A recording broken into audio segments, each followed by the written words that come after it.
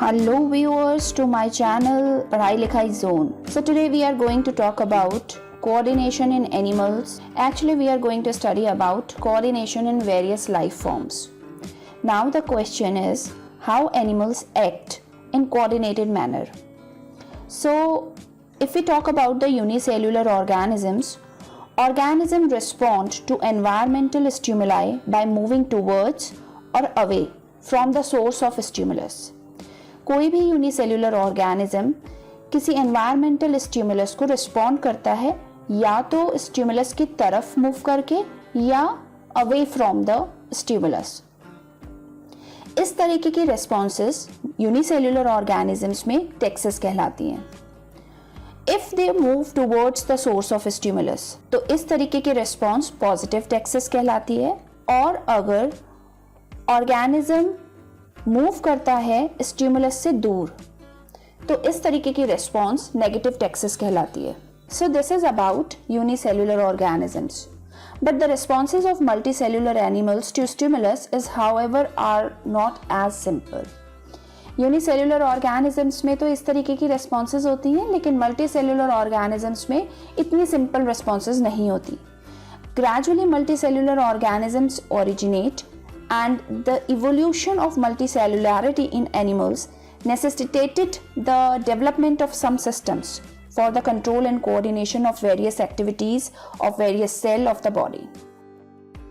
तो unicellular organisms में तो रिस्पॉन्सेज बहुत सरल होती हैं, लेकिन मल्टीसेल्युलर ऑर्गेनिजम्स में इस तरीके की रिस्पॉन्सेज इतनी ईजी नहीं होती। उनमें कई तरीके के सिस्टम्स डेवलप होते हैं for control and coordination of the body. And such a control and coordination in fact requires, like the very first one is the gathering the information about the changes in the environment. Then second step is transmitting this information to the internal cells located away from the body surface. And third step is exchange of information between the cells situated away from each other. जैसे कि अगर हम एक example लेकर बात करें, when you saw tiger you ran away. तो tiger को किसने देखा? आईज ने. Who decide to run? Brain. Who gave the information to run? Brain. किसने डिसीजन लिया भागने के लिए? ब्रेन ने. किसने भागने में मदद करी? लेग्स की मसल ने. अच्छा, लोअर मल्टीसेल्युलर एनिमल्स में अगर हम बात करते हैं तो the coordination takes place through the nervous system, लेकिन वहीं अगर मैं हायर एनिमल्स की बात करती हूँ तो coordination takes place through two type of control system. पहला नर्वस सिस्टम और दूसरा एंडोक्राइन सिस्टम. आइए सबसे पहले बात करते हैं नर्वस सिस्टम के बारे में. Nervous system is composed of specialized cell, जिसे हम न्यूरॉन या फिर बड़ी साधारण सी भाषा में नर्व सेल कहते हैं, विच exercise control by sending electrical signals, जिसे हम नर्व इम्पल्सेस कहते हैं.